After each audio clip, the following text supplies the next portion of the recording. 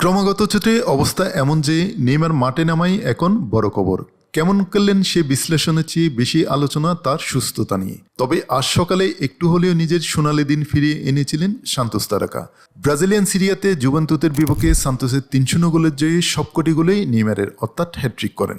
বিরতির পর 56, 65 ও 73 মিনিটে নেইমার 3টি গোল করেন। 17 মিনিটের মধ্যে হ্যাট্রিক তুলে নেওয়ার পথে তার শেষ গোলটি পেনাল্টি থেকে। নেইমার এর আগে সর্বশেষ হ্যাট্রিক করেন 2022 সালের 9 এপ্রিল। পিএসজির হয়ে সেদিন ক্লিয়ারমন্তের বিপক্ষে হ্যাট্রিকের পাশাপাশি একটি গোলও বানান নেইমার। সময়ের হিসাবে 3 বছর 7 মাস পর হ্যাট্রিক পেলেন নেইমার। কিছুদিন আগে বাঁ হাঁটুতে চোট পাওয়ার পর নেইমারের এই বছর আর মাঠে নামার কথা ছিল না। চলতি ব্রাজিলিয়ান সিরিয়াতে সান্তোস তাদের বাকি 3টি ম্যাচে নেইমারকে পাবেন না, এমন কথাই জানান ব্রাজিলিয়ান সংবাদ মাধ্যম। কিন্তু সবাইকে অবাক করে দিয়ে নেইমার চোট নিয়েই খেলার সিদ্ধান্ত নেন। গত 29 নভেম্বর স্পোর্টসের বিপক্ষে সান্তোসের 3-0 গোলের জয়ে নেইমার চোট নিয়েই খেলতে নামান। শুধু তাই নয়, নিজের গোল করার পাশাপাশি একটি গোলও করান। ম্যাচ শেষে নেইমার জানিয়েছিলেন অবনমনের সংখ্যায় পড়া সান্তোসকে টেনে তুলে চোট নিয়েই খেলার সিদ্ধান্ত নিয়েছেন।